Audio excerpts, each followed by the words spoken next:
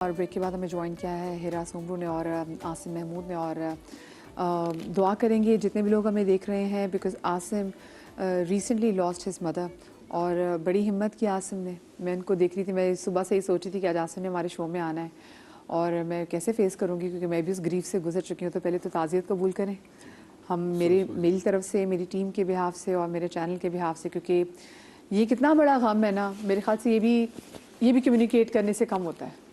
Exactly और मुझे इससे पहले ऐसा लगता था, जब जाहिर सी बात है अजीज़ व कारब में फौतीदगी होती है या किसी दोस्त की मदर या फादर चले गए, तो वो जो उस गम को उस तरह से महसूस कभी नहीं किया था। और मुझे अपनी वालदा के बारे में भी लगता था, क्योंकि उनको कैंसर था तो चीज़ें बहुत ज़्यादा अच्छी नहीं थी, डॉक्टर्स ने जो बताया हुआ था। लेकिन फिर भी एक होप थी कि यार नहीं, अल्लाह किसी तरीके जो मिरेकल कुछ करेगा और कुछ जो है वो अल्लाह बेहतर करेगा। बट लेकिन मुझे ऐसा लग रहा था कि अगर खुदा ना खास्ता ऐसी कोई न्यूज़ आएगी तो शायद उस तरह से मैं अपने आप को संभाल सकूँगा। बट लिटरली जिस वक्त बाजी का फ़ोन आया मुझे, क्योंकि वो लाहौर में हॉस्पिटलाइज थी और मैं कराची में रहता हूँ, और उसी दिन मेरी बर्थडे भी थी, तो 2 दिन से तो मुझे ये इंट्यूजन हो रही थी कि जब मेरी बर्थडे होगी उसी दिन अम्मी का इंतकाल होगा, क्योंकि 2 या 3 दिन से अम्मी का सांस अटका हुआ था बस, बाकी बॉडी वॉज रिलैक्स। तो वो इत्तला आई और उसके बाद मेरा नहीं ख्याल कि मैं कोई ऐसा घंटा गया होगा कि जिसमें नहीं रोया। तब वहाँ तो रोया ही, उसके बाद फिर पूरी रात कैसे गुजरी, सुबह की फ़्लाइट थी मेरी। फ्लाइट के दौरान फैमिली आगे बैठी हुई थी, मैं पीछे था अकेला, and I was wearing mask. तो वो मुझे एक एक लम्हा याद आ रहा था, क्योंकि कुछ दिन पहले दिसंबर में मैंने 15 दिन उनके साथ गुजारे हैं हॉस्पिटल में लाहौर में। तो जब वो थोड़ी बेहतर हो गई, फिर हॉस्पिटल वालों ने उनको डिस्चार्ज कर दिया, तो फिर उनको ड्रॉप करके मैं वापस कराची पहुंचा। तो वो जो 15 दिन है ना, वो एक तरफ और पूरी ज़िंदगी एक तरफ। तो वो मुझे एक एक चीज़ याद आ रही होगी। और जैसा कि हमारा आज का टॉपिक भी है कि जो दिल में होता है वो कह देना चाहिए। हम लोग बाज़ औक़ात क्या करते हैं कि शर्म में या थोड़ी एक लिहाज होता है, आप वो चीज़ें नहीं कर पाते, झिझक में। कभी तो माँ बाप से बड़े झिझक महसूस करते हैं, बताते बहुत शर्म आती है कि आप कितनी मोहब्बत करते हैं। तो वो अगर आप मतलब मैं वही बात कर रहा हूँ कि ये 15 दिन जो अम्मी के साथ मैंने गुजारे हैं ना, तो वो मैंने बातें उनसे की हैं, या अल्लाह करवा रहा था कि वो, अल्लाह को पता था कि इनका आखिरी वक्त है, तो वो कर लो जो करनी है। तो अम्मी मुझे कहती हैं कि तुमने कभी ऐसी मतलब इस तरह से कभी बातें नहीं की जो तुम अभी कर रहे हो। तो मैंने कहा नहीं अम्मी, मैं आपको ये एहसास दिलाना चाहता हूँ कि मतलब अम्मी को ऐसा लगता था कि हाँ, मैं अब्बू से ज़्यादा करीब हूँ, अम्मी से ज़रा दूसरे बहन भाई ज़्यादा करीब हैं। तो लेकिन मैंने उनको जब चीज़ें बताई और उनको एफर्ट्स नज़र भी आ रही थी, तो वो बड़ा प्यार किया। और मुझे आखिरी बात मैं सिर्फ इसमें ऐड करता हूँ कि जब मैं उनको मतलब मेरे कराची आने के 2 दिन बाद वो डिस्चार्ज हुई हैं, क्योंकि आप ही आ चुकी थी, तो वो लेके उनको वापस चली जाती सियालकोट। तो जब मैं जाने लगा तो मैं उनके गले लगा, तो मैंने उनको बोला कि मेरा दिल नहीं कर रहा यहाँ से जाने का, तो लेकिन मजबूरी है, काम है, फैमिली भी अकेली है वहाँ पे कराची में। और दूसरा ये है कि अगर कोई मेरी जो मैं आपकी खिदमत कर सकता था वो मैं नहीं कर पाया, तो उसके लिए मुझे माफ़ कीजिएगा। तो अम्मी ने मुझे इतना प्यार किया, मतलब बहुत। अब जब से बड़े में जाहिर सी बात, बचपन में तो मतलब वो केसेस वगैरह करती होंगी ना हमें, तो लेकिन जब से जाहिर सी बात है बड़े हुए हैं तो थोड़ा एक लिहाज होता है माँ का बेटे का, सर पे प्यार देना वो अलग बात है। लेकिन अम्मी ने मुझे उस दिन बहुत ज़्यादा केसेस की मेरी गालों पे और प्यार किया, और अम्मी ने मुझे कहा कि नहीं, तुमने मेरी बड़ी खिदमत की है। तो जो कि मैं समझता हूँ कि नहीं कर सका उतनी, लेकिन ये है कि सबको ये लगता है हाँ अदाई नहीं वैसे तो हम कर सकते हैं। वो ये है कि एक इस बात की तसल्ली है कि मेरी माँ जब इस दुनिया से रुखसत हुई है, तो वो कम अज़ कम राजी गई हैं। और वो कम्युनिकेशन होगी, मतलब आपने भी ना यस हाँ वो बात तो वो बहुत ज़रूरी होता है। तो मैं जितने भी देखने वाले हैं उनको मैं ये कहना चाहता हूँ, सबसे पहले तो ये है कि माँ बाप हैं तो जितना टाइम हो सकता है आप उन लोगों के साथ स्पेंड करें, जितनी खिदमत हो सकती है उन लोगों की करें, क्योंकि लिटरली जब वो दुनिया में नहीं रहते तो उनका नेमुल बदल नहीं है। मतलब आपको बीवियां भी मिल जाएंगी, आपको बच्चे भी नए मिल जाएंगे, सब कुछ हो जाता नहीं है। मिल सकता। बहन भाई भी किसी तरीके मिल जाते हैं जी, मेरी अम्मी ने शादी कर ली या मेरे अब्बू ने शादी कर ली तो कहीं किसी ना किसी तरीके तो से, कोई नहीं है। हाँ। लेकिन माँ बाप का जो रिश्ता है वो नहीं मिलता। और ये बड़ी हम ना अक्सर शर्म और झिझक में, क्योंकि देखिए हम जैसे मुरव्वत की बात करें तो माँ बाप के रिश्तों में ऐसा होता है कि आप खुल के मोहब्बत का इजहार नहीं करते। जैसे I remember when my mother diet, तो उससे 2 हफ्ते पहले मैं अपने अब्बू से वीडियो कॉल करी थी और मेरे अब्बू ने बात करते करते कैमरा मेरी अम्मी की तरफ किया और मेरी अम्मी ने ज़िंदगी में जब पहली दफ़ा मुझे नहायत रोते हुए कहा कि मदिहा मुझे तुझसे बहुत प्यार है, and she started crying and that was the moment I knew कि अब इनको मेरा इंतज़ार है कि मैं जाऊं और देन उसके बाद ये चली जाए। सो कहीं ना ये कम्युनिकेशन जो है ये आपको बड़े साइंस अल्लाह की तरफ से भी बड़े साइंस दे रही होती है। तो ये कितनी ज़रूरी है जो जब कम्युनिकेशन कर रहे हैं ना, कि अभी तो चले हम रिश्तों की तरफ बाद में आएंगे, लेकिन अपने माँ बाप के साथ ये कम्युनिकेशन रखना और कहीं के वाकई दिल में होता है कि यार उनको बता सकते हैं कि हम कितनी आपसे मोहब्बत करते हैं, ये कितनी ज़रूरी है। हाँ ज़रूरी है। और दूसरी बात ये कि पाकिस्तान में मुझे लगता है कि ज़्यादातर जो लोग हैं वो कम्युनिकेट कर ही नहीं पाते। हमें सिखाया नहीं हुआ ना, हमें बोलना ही नहीं आता। हमें बात करने फिर मुझे लगता है एक्टर्स तो फिर एक्सप्रेसिव होते हैं। मैं ऐसे लोगों को देखती हूँ जो कि एक्टर नहीं होते, जो बैंकिंग में काम करते हैं, जो दूसरे सेक्टर में काम करते हैं, वो बेचारे बिल्कुल भी वोकल नहीं होते हैं, वो बिल्कुल कुछ नहीं कह पाते। इमोशंस को किस तरह चैनल करना है नहीं आता। तो ये एक्टर्स की ट्रेनिंग में ऐसा क्या होता है कि उनको कहना आ जाता है, उनको वो गुर सीख लेते हैं? मुझे लगता है कि एक्टर्स क्योंकि थोड़ा सा ज़्यादा एक्सप्रेसिव भी होते हैं, कॉन्फिडेंट भी हो चुके होते हैं, तो वो उनको थोड़ा बेहतर तरीके से जो है वो अल्फाजों को इस्तेमाल कर सकते हैं। अदरवाइज़ जो नॉर्मल इंसान होता है, मैं वही बात करूं कि अगर मैं मीडिया में जब नहीं था तो मैंने कभी ऐसा नहीं कि मुझे अम्मी से या अब्बू से प्यार नहीं था या नौजुबिल्ला, ऐसा कुछ नहीं है। हाँ, लेकिन वो ना बस वो आपका एक झिझक होती है कि बस ही ज्यादा बात नहीं की या नॉर्मली जो बात कर ली वही कर ली। अदरवाइज वो जो उस तरह से एक्सप्रेस करना होता है ना कि आप हाथ पकड़ के बैठो, या हमारे ड्रामाज में जिस तरह से दिखाया जाता है तो वो शायद रियल लाइफ में उस तरह से नहीं होता। क्योंकि मुझे ऐसा लगता है कि हम लोग ज्यादा ये कोशिश करते हैं कि अपने एक्ट से हम अपने प्यार का इजहार करें, ना कि अल्फाजों से। या मिलता है रिस्पेक्ट से ज्यादा कहीं ना कहीं। लेकिन अल्फाज भी कई दफा बहुत जरूरी होते हैं जो आपको याद रह जाते हैं। अदरवाइज अगर आप एक्ट्स आपके बहुत अच्छे भी हैं वो एक अलग बात है, बट जो एक इजहार होता है अपने माँ बाप के साथ या किसी के साथ भी, तो वो बहुत जरूरी होता है। एक्टर में कम्युनिकेशन की रीजन ये कि बेसिकली एक्टर्स इसलिए कम्युनिकेट अच्छा करते हैं because they take on somebody else's role. See आप अपनी जात में से जब निकलते हैं ना, अभी हमने स्टार्ट में क्या बात की, सेल्फ कम्युनिकेशन, राइट? तो अब मेरी जात है, मैं इंट्रोवर्ट हूँ, बजात इंट्रोवर्ट है। अब मुझे एक रोल दे दिया गया है जिसमें आया मुझे बातूनी है, बात करनी है, एक्सप्रेस करना है। तो मैं जब उस रोल में जाता हूँ और वो रोल बन जाता हूँ तो मेरे में आहिस्ता आहिस्ता एबिलिटी आना शुरू हो जाती है कम्युनिकेट करने की।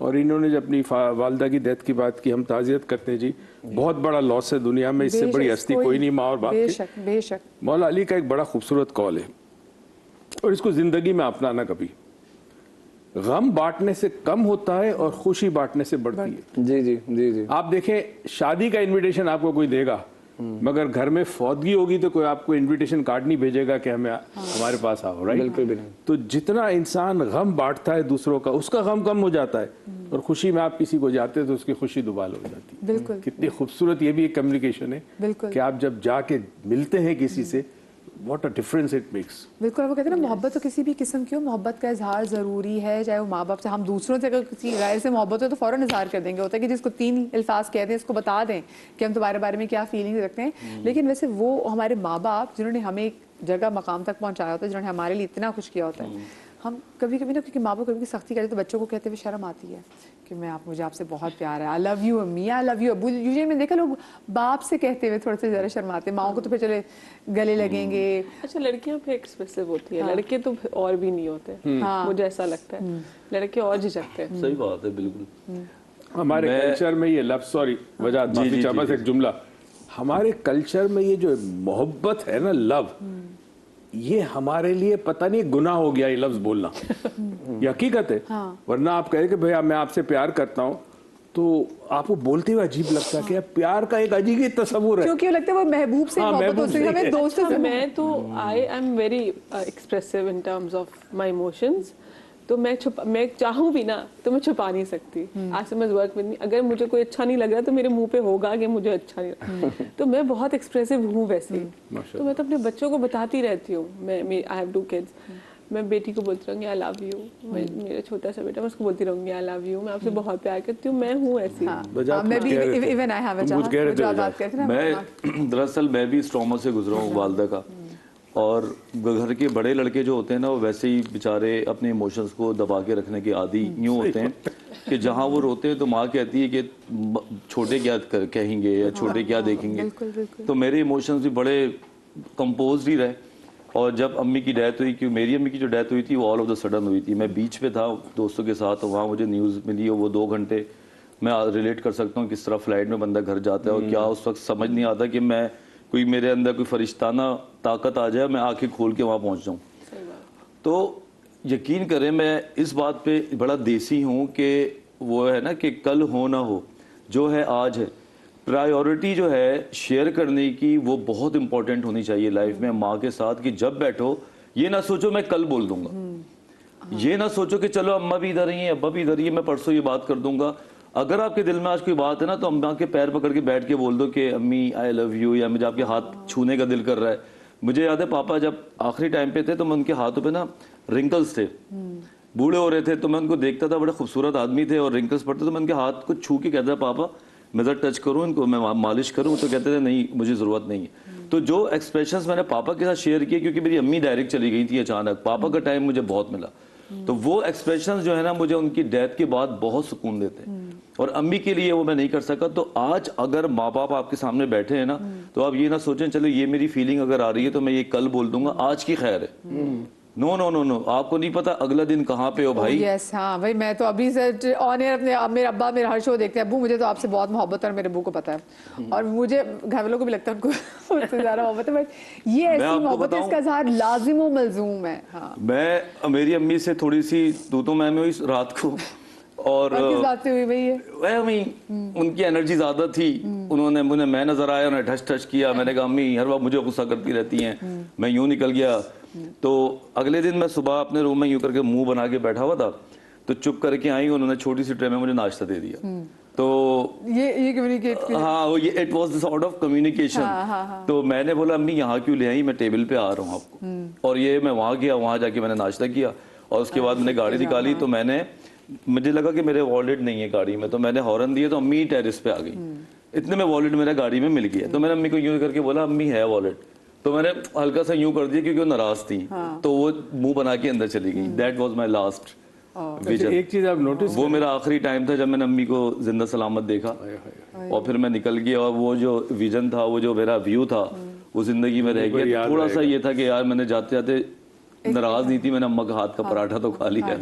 अच्छा, ग्रीफ में कम्युनिकेट करना कितना ज़रूरी है, ज़रा मुझे को ये बताया, क्योंकि ग्रीफ तो एक ऐसा पहलू है कि हम सब लोगों की ज़िंदगी में आता है। एक कॉलर भी हमारे साथ मौजूद है, मौसम साहब, काफ़ी देर से उनको भी शामिल गुफ्तगू करते हैं। अस्सलाम वालेकुम जी। वालेकुम सलाम जी मैडम, क्या हाल है? ठीक है माशाल्लाह। बिल्कुल ठीक, अल्लाह के शुक्र। मौसम भाई आप बताएं, कम्युनिकेशन आपकी ज़िंदगी में कितना मैटर करती है? मैं कम्युनिकेशन के बारे में ये बात जस्ट करना चाह रहा था, जैसे हम लोग मर्द हैं, इस माशरे में रहते हैं, और जो हम लोग देखते हैं अक्सर औरतों में अपनी माएँ बहनें बीवियां वो अक्सर कम्युनिकेट बहुत इजीली कर पाती है। हमारे माशरे का जो मर्द है पाकिस्तान का खास तौर पे, वो कम्युनिकेशन उसके लिए उसका गैप कम्युनिकेशन अपने बच्चों से, अपने माँ बाप से, अपनी बीवी से, ये बहुत ज्यादा है। एज आप औरत को देखें वो बहुत इजीली कम्युनिकेट कर पाती है, लेकिन आप इस जो मर्द है ना हमारे पाकिस्तान में, जो सुबह से निकलता है जंग करता है, कभी रोटी के लिए जंग करता है, कभी कपड़ों के लिए जंग करता है, कभी सवारी के लिए जंग करता है, कभी जॉब के लिए जंग करता है, उसकी कम्युनिकेशन किसने, उसके साथ किसने कम्युनिकेट करना है? वो अपने बाप के साथ करे, वो बच्चों के साथ करे, वो बीवी के साथ करे, किसके साथ करेगा?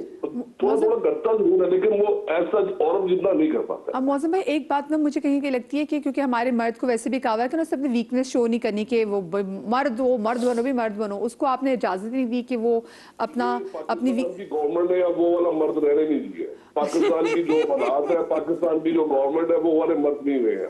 अच्छा, और एक और चीज़ भी होती है मौसम भाई, आपने नोट किया होगा हमारे यहाँ ना, जो घर में जो मर्द ऐसे थे कि दिखाते अब्बू या घर के बड़े ताया मामू ये गुस्सा बड़े करते हैं, तो लोग शायद उनके गुस्से से भी कहीं ना कहीं जो है ना वो डरते हैं। आप लोग उनकी बात पे एक तो मैं आपकी एक बात इनकी ठीक है, मर्द नॉर्मली लेफ्ट ब्रेन थिंकर होता है, वो ना होता तो कामकाज ना कर सका, सिवाय शायर के, अदीब के, एक्टर्स के, ये राइट ब्रेन थिंकर होते हैं।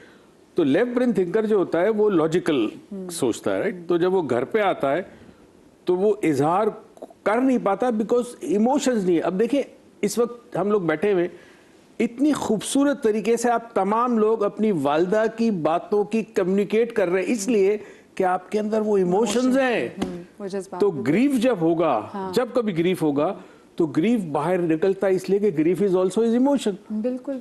तो अब मर्द इसलिए नहीं करता कि वो एक तो आता है और फिर उसके बाद वो लॉजिकल होता है, मगर कुछ मर्द जो इमोशनली इंटेलिजेंट होते हैं, इमोशनल वो इजहार करते हैं, तरीका अलग हो सकता है। अच्छा, मुझे I am sorry to interrupting you, मुझे ये भी लगता है कि मर्द बहुत आउटकम के बारे में सोचते हैं, जैसे कि अभी मैं ये बोलूंगा तो ये होगा, मैं ये करूंगा तो वो होगा, they always think in pairs.